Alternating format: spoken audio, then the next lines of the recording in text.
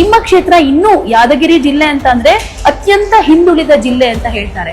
ಕೇವಲ ಗುರುಮಿಟ್ಕಲ್ ಯಾದಗಿರಿ ಜಿಲ್ಲೆ ಅಂತಲ್ಲ, ಒಟ್ಟಾರೆಯಾಗಿ ಉತ್ತರ ಕರ್ನಾಟಕದಲ್ಲಿ ಸಿಂಪತಿಯನ್ನ ನಮ್ಮ ಮೇಲೆ ತೋರಿಸ್ತಾ ಇದೆ ಉತ್ತರ ಕರ್ನಾಟಕ ಜನಕ್ಕೆ. ಇನ್ನೊಂದು ಮಾತು ಹೇಳಿದ್ರಿ, ಜನ ನೆಕ್ಸ್ಟ್ ವೋಟ್ ಕೇಳಕ್ ಹೋದ್ರೆ ಗನ್ ತಗೊಂಡು ಶೂಟ್ ಮಾಡ್ಬಿಡ್ತಾರೆ, ನಮಗೆ ಆ ಮಟ್ಟಕ್ಕೆ ರೋಸ್ ಹೋಗಿದ್ದಾರೆ ಅಂತಂದ್ರೆ ಎಲ್ಲಾ ಬಹುತೇಕ ಶಾಸಕರ ಆಕ್ರೋಶ ನನ್ನ ಮೂಲಕ ಬಂದಿದೆ ಅಂತ ನಾನು ಅನ್ಕೊಂಡಿದ್ದೆ. ನಮಸ್ತೆ ಎಲ್ರಿಗೂ, ಇದು ಒನ್ ಇಂಡಿಯಾ ಕನ್ನಡ. ನಾನ್ ಪ್ರತಿಮಾ. ವೀಕ್ಷಕರೇ, ಇವತ್ತಿನ ನಮ್ಮ ಇಂಟರ್ವ್ಯೂ ನಲ್ಲಿರೋ ಅತಿಥಿ ಯಾರಂತಂದ್ರೆ ಗುರುಮಿಟ್ಕಲ್ ಕ್ಷೇತ್ರದ MLA ಆಗಿರುವಂತಹ ಶರಣಗೌಡ ಕಂದಕೂರ್ ಅವರಿದ್ದಾರೆ. ಸೊ ಪ್ರಸಕ್ತ ವಿದ್ಯಮಾನಗಳ ಬಗ್ಗೆ ನಿಮಗೆ ಗೊತ್ತೇ ಇದೆ, JDS ವಲಯದಲ್ಲಿ ಏನೇನ್ ಆಗ್ತಾ ಇದೆ ಅಂತ. ಅದರ ಜೊತೆಗೆ ಸದನದಲ್ಲಿ ತಮ್ಮ ಸ್ಪೀಚ್ ಮೂಲಕ ಹೆಚ್ಚು ಗಮನ ಸೆಳೆಯುವಂತ ಯಂಗ್ ಲೀಡರ್ ಅಂತ ಹೇಳ್ಬೋದು. ಸೊ ಏನ್ ಹೇಳ್ತಾರೆ ಅವರ ಪಕ್ಷದ ಬಗ್ಗೆ, ಜೊತೆಗೆ ರಾಜಕೀಯ ಬೆಳವಣಿಗೆಗಳ ಬಗ್ಗೆ ಒಂದಷ್ಟು ಮಾತನಾಡೋಣ. ಸರ್ ನಮಸ್ತೆ, ಕಾರ್ಯಕ್ರಮಕ್ಕೆ ಸ್ವಾಗತ. ಥ್ಯಾಂಕ್ ಯು, ನಮ್ಗೆ ಅವಕಾಶ ಮಾಡಿಕೊಟ್ಟದಕ್ಕಾಗಿ ಧನ್ಯವಾದಗಳು. ಸದನದಲ್ಲಿ ನೋಡಿದ್ವಿ, ಎಲ್ಲೋ ಒಂದ್ ಕಡೆ ನಿಮ್ಮ ಕ್ಷೇತ್ರದ ಸಮಸ್ಯೆಗಳ ಬಗ್ಗೆ ಹೇಳ್ಕೊಬೇಕು, ಇಂತಹ ಕೆಲಸ ಆಗ್ಬೇಕು, ಪರಿಹಾರ ಬೇಕು, ಅಭಿವೃದ್ಧಿ ಕೆಲಸಗಳಾಗ್ಬೇಕು ಅಂತ ಕೇಳೋದನ್ನ ಬಿಟ್ಟು ನೀವು ಮೊದಲೇ ಹೇಳ್ಬಿಡ್ತೀರಾ. ಅಂದ್ರೆ ಹೋಪ್ಲೆಸ್ ತರ ಆಗೋಗ್ಬಿಟ್ಟಿದೆ, ನೀವೇನ್ ಕೇಳಿದ್ರು ಆಗೋದಿಲ್ಲ ನಿಮ್ ಕ್ಷೇತ್ರಕ್ಕೆ ಅನ್ನೋ ತರ. ನನ್ ಕ್ಷೇತ್ರಕ್ಕೋಸ್ಕರ ಏನೂ ಕೇಳೋದೇ ಇಲ್ಲ, ಒಂದ್ ಸ್ವಲ್ಪ ಮಾತನಾಡ್ಬೇಕು ಅಂತ ಹೇಳಿ ಮಾತು ಶುರು ಮಾಡ್ತೀರಾ, ಯಾಕೆ ಅಂತ? ಮೊದಲನೇದು, ನಾವು ಮೊದಲ ಬಾರಿ ಶಾಸಕರು 70ಕ್ಕೂ ಹೆಚ್ಚು ಜನ ನಾವು ಮೊದಲ ಬಾರಿ ಶಾಸಕರಾಗಿದ್ವಿ ಎಲ್ಲ ಪಕ್ಷದವರು. ಅದರಲ್ಲಿ 57-58 ಜನ ಅಂಡರ್ 45 ಶಾಸಕರು ಯಂಗ್ಸ್ಟಾರ್ಸ್ ಇದ್ದೀವಿ. ನಾವು ಅಧಿಕಾರಕ್ಕೆ ಬರಬೇಕಾಗಿತ್ತು ಅಂದರೆ ಅಲ್ಲಿ ಜನಗಳಿಗೆ ನಮ್ಮ ಕಮಿಟ್ಮೆಂಟ್ಸ್ ಏನು, ನಮ್ಮ ಪ್ರಾಮಿಸಸ್ ಏನು ನಮ್ಗೆ ಗೊತ್ತದು. ನಾವೇನೋ ನಿಮ್ಮ ಗ್ರಾಮಕ್ಕೆ ಇದು ಮಾಡ್ತೀವಿ, ನಿಮ್ಮ ತಾಂಡಕ್ಕೆ ಇದು ಮಾಡ್ತೀವಿ, ನಿಮ್ಮ ವಾರ್ಡಿಗೆ ಇದು ಮಾಡ್ತೀವಿ ಅಂತ ಅನೇಕ ಸಲ ಹೇಳಿರ್ತೀವಿ. ಅದು ಆಗದೇ ಇರುವಾಗ ಸಹಜವಾಗಿ ಕ್ಷೇತ್ರದ ಜನ ಸರ್ಕಾರ ಅನುದಾನ ಕೊಟ್ಟಿರ್ತಾ ಇಲ್ಲ ಕೇಳಲ್ಲ, ಇಲಾಖೆದವರು ಅನುದಾನ ಕೊಟ್ಟರೆ ಇಲ್ಲ ಕೇಳಲ್ಲ. ಅಲ್ಲಿ ಏನೇ ಬಂದರೂ ಸಹ ಆ ಭಾಗದಾಗ ಯಾರು ಶಾಸಕರು ಇರ್ತಾರ ಅವ್ರನ್ನ ಒಂದು ವಿಲನ್ ಥರ ನೋಡ್ತಕ್ಕಂಥದ್ದು ಇದು ಸ್ವಾಭಾವಿಕವಾಗಿ. ಸಹಜವಾಗಿ ನಾವು ಅನೇಕ ಕನಸುಗಳನ್ನು ಇಟ್ಕೊಂಡು ಬಂದು ಅನುದಾನ ಸಿಗದೇ ಇದ್ದಾಗ ಇವತ್ತು ಈ ಏನಂತಾರ ಆ ಬೆಂಕಿಯಲ್ಲಿ ಬೂದಿ ಮುಚ್ಚಿದ ಕೆಂಡದ ಥರ ಅನುದಾನದ ವಿಷಯದಲ್ಲಿ ಇದೆ. ಯಾರು ಮಾತಾಡಿದರೆ ನನಗೇನು ನಿನಗೇನು ಅಂಬ ಹಂತದಲ್ಲಿ ಇದೆ. ಸೊ ಒಟ್ಟಾರೆಯಾಗಿ ನಮ್ಮ ಭಾಗದ ಬಗ್ಗೆ ಚರ್ಚೆಗಳು ನಡೆದಾಗ ಇಲ್ಲಿ ಇನ್ನೂ ಯಾವುದೋ ಒಂಥರ ನಾವೇನು ಓಪ್ಗಳನ್ನು ಲೆಸ್ ಆಗಿ ಮಾಡ್ತಕ್ಕಂಥದಕ್ಕೆ ಏನು ಆಗಿದೆ, ಅದನ್ನ ಒಂದು ನನ್ನ ಮನಸ್ಸಿನ ಭಾವನೆಗಳನ್ನ ಎಲ್ಲರದು ನಾನು ಹಂಚ್ಕೊಂಡಿದ್ದೇನೆ. ಅಂದ್ರೆ ಈ ತರ ಅಂದ್ರೆ ಆಶಾಭಾವನೆ ಇಟ್ಕೊಳ್ಳೋದೇ ಬೇಡ, ಯಾಕೆಂದ್ರೆ ಎಷ್ಟು ಕೇಳಿದ್ರು ಕೊಡಲ್ಲ, ಎಷ್ಟು ನಾವು ಕೇಳ್ತಾನೆ ಇರ್ತೀವಿ, ಅವ್ರು ಸುಮ್ಮನೆ ಅದನ್ನ ಆಲಿಸ್ಕೊಂಡು ಅಲ್ಲಿಗೆ ಬಿಡ್ತಾರೆ ಅನ್ನೋ ತರ. ಆದ್ರೆ ಈ ಹಿಂದೆ ನಿಮ್ಮ ಕ್ಷೇತ್ರದ ಅಂದ್ರೆ ಕಲ್ಯಾಣ ಕರ್ನಾಟಕ ಭಾಗದಾಗಿರ್ಬೋದು, ಉತ್ತರ ಕರ್ನಾಟಕ ಭಾಗದಲ್ಲಿ ಧರಮ್ ಸಿಂಗ್ ಅವರು ಮುಖ್ಯಮಂತ್ರಿಗಳಾಗಿದ್ರು, ಖರ್ಗೆ ಅವರು ಎಷ್ಟು ಸಲ ಗೆದ್ದಿದ್ದಾರೆ ಪಕ್ಷ ಅಧಿಕಾರಕ್ಕೆ ಬಂದಾಗ್ಲೂ ಕೂಡ. ನಿಮ್ಮ ಕ್ಷೇತ್ರ ಇನ್ನೂ ಯಾದಗಿರಿ ಜಿಲ್ಲೆ ಅಂತ ಅಂದ್ರೆ ಅತ್ಯಂತ ಹಿಂದುಳಿದ ಜಿಲ್ಲೆ ಅಂತ ಹೇಳ್ತಾರೆ. ಜಿಲ್ಲೆಗಾಗಿ ಅಲ್ಲಿರುವಂತ ಕ್ಷೇತ್ರಗಳು ಇನ್ನೂ ಕೂಡ ಅಭಿವೃದ್ಧಿ ಹೊಂದದೇ ಇರೋದಕ್ಕೆ ಏನು ಇಚ್ಛಾಶಕ್ತಿಯ ಕೊರತೆನಾ, ಅಥವಾ ಏನು ಹಣೆಪಟ್ಟಿ ಬಂದ್ಬಿಟ್ಟಿದೆ ಹಿಂದುಳಿದ ಜಿಲ್ಲೆ ಉತ್ತರ ಕರ್ನಾಟಕ ಅಂದ್ರೆ ನಿರ್ಲಕ್ಷ್ಯ, ಅದು ಹಾಗೆ ಕಂಟಿನ್ಯೂ ಆಗ್ತಾ ಇದೆಯಾ, ಚೇಂಜ್ ಆಗೋದೇ ಇಲ್ವಾ? ಇಲ್ಲಿ ಒಂದು ನಿನ್ನೆ ನಾನು ಒಟ್ಟಾರೆಯಾಗಿ ಹೇಳಿರ್ತಕ್ಕಂಥ ಉತ್ತರ ಕರ್ನಾಟಕದ ಭಾಗದ್ದು ನಾನು ನಿನ್ನೆ ಒಟ್ಟಾರೆಯಾಗಿ ಹೇಳಿದ ಸಾರಾಂಶ, ಕೇವಲ ಗುರುಮಿಟ್ಕಲ್ ಯಾದಗಿರಿ ಜಿಲ್ಲೆ ಅಂತಲ್ಲ, ಒಟ್ಟಾರೆಯಾಗಿ ಉತ್ತರ ಕರ್ನಾಟಕದಲ್ಲಿ ಕಳೆದ ಅನೇಕ ದಶಕಗಳಿಂದ ಏನಾಗ್ತಾ ಇದೆ. ಅದರಲ್ಲಿ ಈ ಕೆಲವು ಸರ್ಕಾರಗಳು ಸಿಂಪತಿಯನ್ನು ನಮ್ಮ ಮೇಲೆ ತೋರಿಸ್ತಾ ಇದೆ ಉತ್ತರ ಕರ್ನಾಟಕ ಜನಕ್ಕೆ. ಎಲ್ಲೋ ಒಂದು ಸಾಂತ್ವನ ಹೇಳಕ್ಕೆ ಹೋದಾಗ ಯಾವ ಥರದ್ದು ಸಿಂಪತಿಯನ್ನು ಕೊಡ್ತಾರೆ, ಆ ಥರದ್ದು ನಮ್ಗೆ ಬೇಡ ಅಂಬೋದು ನನ್ನ ನಿನ್ನೆ ಒಟ್ಟಾರೆ ಸಾರಾಂಶ. ಒಂದು. ಎರಡನೇದ್ದು, ಇಲ್ಲಿ ಅನೇಕ ಹಿರಿಯ ನಾಯಕರ ಹೆಸರುಗಳನ್ನು ತಾವು ಪ್ರಸ್ತಾಪ ಮಾಡಿದ್ರಿ. ಉತ್ತರ ಕರ್ನಾಟಕದಲ್ಲಿ ಯಾರ್ಯಾರು ಮುಖ್ಯಮಂತ್ರಿಗಳಾಗಿದ್ದಾರೆ ಇಲ್ಲಿವರೆಗೂ ನನ್ನ ಒಂದು ಅನುಭವಕ್ಕೆ ಮೊನ್ನೆ ಬೊಮ್ಮಾಯಿ ಅವರು ಇರ್ಬೋದು, ವೀರೇಂದ್ರ ಪಾಟೀಲ್ ಅವರು ಇರ್ಬೋದು, ಆಮೇಲೆ ಈಗ ಬಸವರಾಜ ಬೊಮ್ಮಾಯಿ ಅವರು ಇರ್ಬೋದು, ಧರಮ್ ಸಿಂಗ್ ಅವರು ಇರ್ಬೋದು, ಇವರೆಲ್ಲರೂ ಯಾರು 5 ವರ್ಷ ನಾವು ಉತ್ತರ ಕರ್ನಾಟಕದ ಮುಖ್ಯಮಂತ್ರಿಯಾಗಿ ಯಾರು ಬಂದಿಲ್ಲ. ಪೂರ್ಣಾವಧಿ ಅಧಿಕಾರ ಯಾರಿಗೂ ಸಿಕ್ಕಿಲ್ಲ. ಆ ಪೊಲಿಟಿಕಲ್ದು ಏನೋ ಒಂದು ಚೇಂಜಸ್ ಅಲ್ಲಿ, ಆ ರಾಜಕೀಯದ್ದು ಒಂದು ವಿಚಾರಗಳಲ್ಲಿ ಒಂದು 10 ತಿಂಗಳು, 15 ತಿಂಗಳು, 20 ತಿಂಗಳು ಮುಖ್ಯಮಂತ್ರಿಗಳಾಗಿ ಬಂದಿರತಕ್ಕಂಥದ್ದಿದೆ. ಅವರು ಸಹಜವಾಗಿ ಬಂದಾಗ ಅವರವರು ಮೀರಿ ಕೆಲಸ ಮಾಡಿರ್ಬೋದು, ಮಾಡದೇ ಇರ್ಬೋದು. ಆದರೆ ನಮ್ಮ ನಿರೀಕ್ಷೆ, ನಮ್ಮ ಭಾಗದ ಜನಕ್ಕೆ ಏನು ನಿರೀಕ್ಷೆ ಇದೆ ಆ ನಿರೀಕ್ಷೆ ಮಟ್ಟದಲ್ಲಿ ಕೆಲಸ. ಇವತ್ತು ಯಾದಗಿರಿ ಜಿಲ್ಲೆನೇ ತಗೊಳ್ಳಿ, ಇವತ್ತು ಧರಮ್ ಸಿಂಗ್ ಅವರು, ಖರ್ಗೆ ಅವರು ಈ ರೀತಿ ಹೇಳ್ತೀರಿ. ಮೂಲಭೂತ ಸೌಕರ್ಯಗಳನ್ನು ಕೊಡೋದಕ್ಕಿಂತ ಮೇಲೆ ಇನ್ನೂ ಒಂದು ಲೆವೆಲಿಗೆ ಬರಬೇಕಾಗಿತ್ತು ನಮ್ಮ ಭಾಗ. ಯಾಕಂದರೆ ನಮ್ಮ ಭಾಗದಲ್ಲಿ ಅತಿ ಹೆಚ್ಚು ಗುಳೆ ಹೋಗ್ತಕ್ಕಂಥದ್ದು ಉತ್ತರ ಕರ್ನಾಟಕ ಜನ. ನೀವು ದೇಶದ ಯಾವುದೇ ಮೂಲೆಗೆ ಹೋದರೂ ಸಹ ಎಲ್ಲಿಂದ ಅಂದರೆ ಉತ್ತರ ಕರ್ನಾಟಕ ಜನ ಇದ್ದಾರೆ. ಇದು ನಮ್ಗೆ ಭಾಳ ಬೇಸರ ತರಿಸ್ತಕ್ಕಂಥದ್ದು. ಇವತ್ತು ರೈತರಿಗೆ ನಾವು ಒಂದು 10 ತಾಸು ಕರೆಂಟ್, ನಮ್ಮಲ್ಲೆಲ್ಲ ಡ್ರೈ ಲ್ಯಾಂಡ್ಗಳು, ಒಂದು 10 ತಾಸು 3 ಫೇಸ್ ಕರೆಂಟ್ ನಾವು ಕೊಡದೇ ಇದ್ದರೆ ನಾವೆಲ್ಲ ಜನಗಳಿಗೆ ಮೋಸ ಮಾಡಿದಂಗೆ ಆಗುತ್ತೆ. ಕೈಗಳಿಗೆ ಕೆಲಸ ಇಲ್ಲ, ಕುಡಿಯೋಕ್ಕೆ ನೀರಿಲ್ಲ. ಒಂದು ಹೆಚ್ಚು ಕಡಿಮೆ 79-80 ವರ್ಷಕ್ಕೆ ನಾವು ಸ್ವತಂತ್ರ ಬಂದು ನಿಂತರು ಮೂಲಭೂತ ಸೌಕರ್ಯಗಳಿಗೆ ಕೊಟ್ಟಿಲ್ಲ ಅಂತ ನಾನು ಯಾರೋ ಹಿಂದಿನವರಿಗೆ ದೋಷಣೆ ಮಾಡೋಕ್ಕೆ ಹೋಗಲ್ಲ. ನಾವು ಹೊಸ ತಲೆಮಾರಿನ ರಾಜಕೀಯಕ್ಕೆ ಬಂದೀವಿ, ಅವ್ರು ಯಾರೂ ಮಾಡಿಲ್ಲ ಅಂತ ತಿಳ್ಕೊಂಡು ಜನ ನಮಗೆ ಅವಕಾಶ ಕೊಟ್ಟಾರ. ಅದನ್ನು ಮಾಡಬೇಕೆಂಬ ಹಂಬಲ, ಒಂದು ಹುಚ್ಚುತನ, ಒಂದು ಹುಮ್ಮಸ್ಸು ಇವತ್ತಿಲ್ಲಿ ಬಂದಿದ್ದೀವಿ.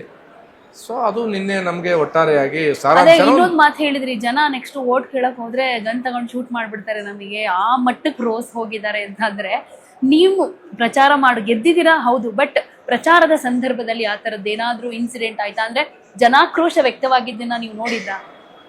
ನೋಡಿ, ನಮ್ಮ ತಂದೆಯವರು ಕಳಿಸಲ ಶಾಸಕರು ಇರುವಾಗ 2 ವರ್ಷ ಕೋವಿಡ್ ಸರ್ಕಾರ ಬಂದು BJP ಸರ್ಕಾರದಾಗ ಅನೇಕ ಸ್ವಲ್ಪ ಸಂಘರ್ಷಗಳು ನಡೆದರೂ ಸಹ ಮತ್ತೊಮ್ಮೆ ಜನ ನಮ್ಮನ್ನು ನಮ್ಮ ತಂದೆಯವ್ರಿಗೆ ಕೊಟ್ಟರು, ನನಗೂ ಅವಕಾಶ ಮಾಡಿಕೊಟ್ರು. ನಾವು ಕೇವಲ ಮೂಲಭೂತ ಸೌಕರ್ಯಗಳನ್ನು ಕೊಡೋದು ಒಂದೇ ಒಬ್ಬ ಶಾಸಕನ ಜವಾಬ್ದಾರಿ ಅಲ್ಲ. ಅಲ್ಲಿ ಇರ್ತಕ್ಕಂಥ ಒಂದು ತಲೆಮಾರಿಗೆ ಯುವಕರಿಗೆ ಅವ್ರ ಕೈಗಳಿಗೆ ಕೆಲಸ ಕೊಡ್ತಕ್ಕಂಥದ್ದಾಗಲಿ, ಕುಡಿಯೋಕ್ಕೆ ನೀರು ಕೊಡ್ತಕ್ಕಂಥದ್ದಾಗಲಿ. ಇವತ್ತು ಅನೇಕ ತಾಯಂದಿರು ಗುರುಮಿಟ್ಕಲ್ ಪಟ್ಟಣದಾಗ ನನ್ಗೆ ಹೋದಾಗೆಲ್ಲ ನಮಗೆಲ್ಲ ಕೈಗಳಿಗೆ ಏನು ಕೆಲಸ ಇಲ್ಲ, ನಾವೇನು ಮಾಡೋದು ಅಂತ ಕೇಳ್ತಾರೆ. ಯಾಕಂದ್ರೆ ಅವ್ರು ಯಾರೋ ಬಂದು ಮುಖ್ಯಮಂತ್ರಿಗಳಿಗೆ ಬಂದು ಭೇಟಿ ಆಗೋಕ್ಕಾಗಲ್ಲ. ಕ್ಷೇತ್ರದ ಶಾಸಕರು ಒಂದು ನಮ್ಮ ಭಾಗದ ಜನರಲ್ಲಿ ಏನಿದೆ, ಶಾಸಕ ಅಂದರೆ ಈ ಸುಪ್ರೀಂ, ಈ ಕ್ಯಾನ್ ಡೂ ಎನಿಥಿಂಗ್ ಅಂತ ಒಂದು ಭಾವನೆ ಇದೆ. ಆ ನಿಟ್ಟಿನಲ್ಲಿ ನಾವು ಏನಾದರೂ ಕೆಲಸಗಳು ಆಗದೇ ಇದ್ದಾಗ ಎಲ್ಲ ಬಹುತೇಕ ಶಾಸಕರ ಆಕ್ರೋಶ ನನ್ನ ಮೂಲಕ ಬಂದಿದೆ ಅಂತ ನಾನು ಅಂದ್ಕೊಂಡಿದ್ದೆ. ಈಗ ನೀವು ನಿನ್ನೆ ನಾನು ವೋಟ್ ಕೇಳಕ್ಕೆ ಹೋದಾಗ ಶೂಟ್ ಮಾಡ್ತಾರೆ, ಅದು ಆಕ್ರೋಶ. ಅದು ಅಂದರೆ ಜನ ಆ ಲೆವೆಲಿಗೆ ಏನಪ್ಪಂದರೆ ನಮ್ಮನ್ನು ನೋಡ್ತಾರೆ. ಮಾತಿನ ಮುಖಾಂತರ ನಮ್ಗೇನಾದರೂ ತಿವಿದ್ರೆ ಅದು ಗುಂಡಿಟ್ಟು ಹೊಡೆದಂಗೆ. ಯಾಕೆಂತಂದರೆ ಶಾಸಕರು ನಾವು ನಮ್ಮದೇ ಆದಂಥದ್ದು ಸ್ವಾಭಿಮಾನದಿಂದ ನಾವು ಬಂದಿರ್ತೀವಿ. ಈಗ ನಮ್ಮ ಕುಟುಂಬ ಯಾವುದೋ ಒಂದು ಹೋರಾಟದ ಮುಖಾಂತರ ಬಂದಿರ್ತೀವಿ. ಯಾರಾದರೂ ನಮ್ಗೆ ಅಭಿವೃದ್ಧಿ ವಿಷಯದಾಗ ಮತ್ತೊಬ್ಬರು ಏನಾದರೂ ಅಂದರೆ ಅದು ಗುಂಡಿಟ್ಟು ಹೊಡೆದಕ್ಕಿಂತ ಹೆಚ್ಚು ನೋವಾಗುತ್ತೆ. ಆ ಒಂದು ಉದ್ದೇಶದಲ್ಲಿ ನಾನು ಹೇಳಿರ್ತೇನೆ. ಅಲ್ಲ, ಅದೇ ನಾನು ಅಂದ್ರೆ ಜನರ ಆಕ್ರೋಶ ಅಷ್ಟರ ಮಟ್ಟಿಗೆ ಇದೆ ಅನ್ನೋದನ್ನ ನಾನು ಕೂಡ ಹೇಳೋದಕ್ಕೆ ಹೊರಟಿದ್ದೆ. ಆಮೇಲೆ ಇನ್ನೊಂದು, ಈಗ ನೀವು ಸದನದಲ್ಲಿ ಕೆಲವೊಂದು ವಿಷಯಗಳನ್ನ ಪ್ರಸ್ತಾಪ ಮಾಡಿದ್ರಿ, ನಿಮ್ಮ ಆಕ್ರೋಶ ಕೂಡ ವ್ಯಕ್ತವಾಗಿತ್ತು ಹೌದು. ಬಟ್ ಪ್ರತಿ ಸಲ ಇದೇ ಆಗೋಗುತ್ತೆ. ಸೆಷನ್ನಲ್ಲಿ, ಕಳೆದ ಸೆಷನ್ನಲ್ಲೂ ಇದೇ ಆಗೋಯ್ತು, ಇದೇ ಸೆಷನ್ನಲ್ಲೂ ಇಲ್ಲಿ ಬಂದು ಹೇಳ್ತೀರಾ. ಅದೇ ನೀವಾಗಲೇ ಹೇಳ್ದ ಹಾಗೆ ಅಯ್ಯೋ ಪಾಪ ಅಂದ್ರೆ ಜನರ ಕಷ್ಟ ಪರಿಹಾರ ಆಗಲ್ಲ, ಅವ್ರ ಹೊಟ್ಟೆ ತುಂಬೋದಿಲ್ಲ. ಹೀಗಿರುವಾಗ ಕರ್ನಾಟಕದಲ್ಲಿ ಒಂದು ರೀತಿ ಇವಾಗ ಕಾಂಗ್ರೆಸ್ ಅಧಿಕಾರಕ್ಕೆ ಬಂದಿದೆ, ಒಂದಷ್ಟು ನಿರೀಕ್ಷೆಗಳು ಇಟ್ಕೊಂಡಿದ್ರು. ಗ್ಯಾರಂಟಿ ಯೋಜನೆಗಳಿಂದ ಕೂಡ ಅದನ್ನ ಒಪ್ಕೊಂಡಿದ್ದಾರೆ. ಕೆಲವೊಂದಿಷ್ಟು ಜನಕ್ಕೆ ಖುಷಿಯಾಗಿದೆ. ಗೃಹಲಕ್ಷ್ಮಿ ಯೋಜನೆಗಳಾಗಿರ್ಬೋದು, ಫ್ರೀ ಬಸ್ ಆಗಿರ್ಬೋದು, ಉತ್ತರ ಕರ್ನಾಟಕ ಭಾಗದಲ್ಲಿ, ಅದರಲ್ಲೂ ನಿಮ್ಮ ಕ್ಷೇತ್ರದಲ್ಲಿ ಈ ಯೋಜನೆ ಬಗ್ಗೆ ಜನರ ಅಭಿಪ್ರಾಯ ಯಾವ ರೀತಿ ಆಗಿದೆ? ಯೋಜನೆಗಳ ಬಗ್ಗೆ ಅಥವಾ ಗ್ಯಾರಂಟಿಗಳ ಬಗ್ಗೆ ನಾವೇನು ಪರಾಮರ್ಶಿಸ್ಲಕ್ಕೆ ಹೋಗಿಲ್ಲ. ಅದು ಎಕ್ಸೆಪ್ಟ್ ಮಾಡಿದಾರೋ ಬಿಟ್ಟಿದ್ದಾರೋ ಅದು ಮ್ಯಾಂಡೇಟ್ರಿ ಬಂದಾಗೆ ಗೊತ್ತಾಗುತ್ತೆ. ಈಗ ಗೆದ್ದಾಗ ಒಮ್ಮೆ ನಾನು ಗ್ಯಾರಂಟಿಗಳಿಂದ ಗೆದ್ದದ್ದು ಅಂತ ತಿಳ್ಕೊಂಡು ಹೇಳ್ತಕ್ಕಂಥದ್ದು ಅದು ಸೂಕ್ತ ಅಲ್ಲ ಅಂತ ನನ್ನ ಅಭಿಪ್ರಾಯ. ಈ ಉಪಚುನಾವಣೆಯಲ್ಲಿ 3 ಗೆಲುವಿನ ಮುಖಾಂತರ ನಾವು ಗ್ಯಾರಂಟಿಲಿದೆ ಗೆದ್ದೀವಿ ಅಂತ ತಿಳ್ಕೊಂಡು ಸಹಜವಾಗಿ ಸರ್ಕಾರ ಅದನ್ನು ಡಿಫೈನ್ ಮಾಡ್ಕೊಳ್ಳಿ. ಅದೇ ಮಾನದಂಡ ಆಗಂಗಿಲ್ಲ ಅಂತ ನನ್ನ ಅಭಿಪ್ರಾಯ. ಈಗ ನಾನು ಒಂದು ಉದಾಹರಣೆ ಹೇಳ್ತೀನಿ. ಮಾನ್ಯ ಉಪಮುಖ್ಯಮಂತ್ರಿಗಳಾಗಿದ್ದವರು ಈಗ ಕಾಂಗ್ರೆಸ್ನಲ್ಲಿದ್ದಾರೆ, ಲಕ್ಷ್ಮಣ ಸವದಿಯವರು.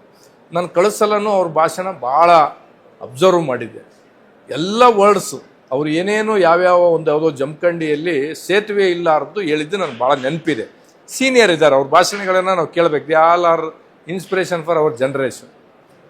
ಅದೇ ಶಬ್ದ, ಅದೇ ಕಬ್ಬಿಂದು ಏನಪ್ಪಂದರೆ ರೈತರಿಗೆ ಕಾಟದಲ್ಲಿ ಅನ್ಯಾಯ ಆಗ್ತಾ ಇದೆ, ಜಮಖಂಡಿಯಲ್ಲಿ ಯಾವುದೇ ಒಂದು ಸೇತುವೆಯಲ್ಲಿ ಅಂತ ಒಂದು ಮೋಸ್ಟ್ ಪವರ್ಫುಲ್ ಲೀಡರು ಏನಪ್ಪಂದರೆ ಅವ್ರ ಭಾಗದಾಗ, ಅವ್ರ ಜಿಲ್ಲೆದಾಗ ಸೆಷನ್ಯಾಗ ರಿಪೀಟ್ ಮಾಡ್ತಾರೆ ಅಂತಂದ್ಮೇಲೆ ನಮ್ಮ ಪರಿಸ್ಥಿತಿ ಎಲ್ಲ ಏನು?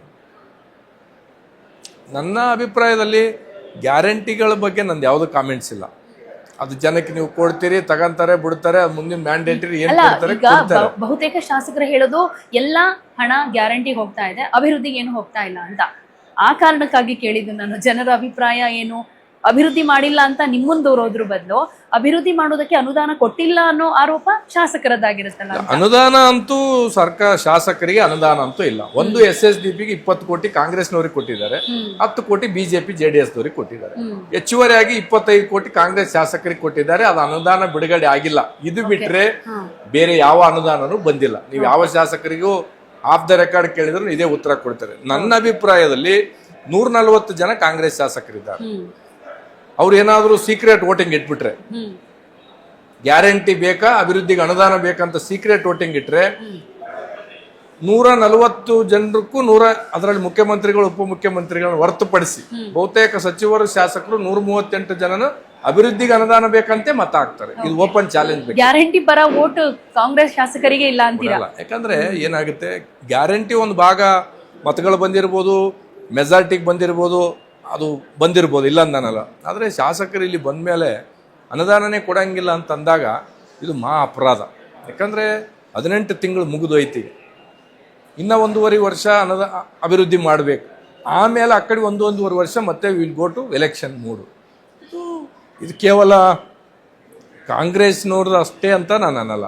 ನಾವು ಶಾಸಕರಾಗಿ ಬಂದಿದ್ದೀವಿ ಅಂದಮೇಲೆ ಏನಾದರೂ ಕೆಲಸ ಮಾಡಬೇಕು. ಸಹಜವಾಗಿ ಒಂದಿಷ್ಟು ಸರ್ಕಾರದಾಗಿದ್ದವ್ರಿಗೆ ಜಾಸ್ತಿ ಕೊಡ್ರಿ, ಸರ್ಕಾರದಾಗ ಇಲ್ಲಾರ್ದವ್ರಿಗೆ ಕಡಿಮೆ ಕೊಡ್ರಿ ಒಟ್ನಲ್ಲಿ ಕೊಡಿ ಅಂತ ನಮ್ಮ ಅಭಿಪ್ರಾಯ.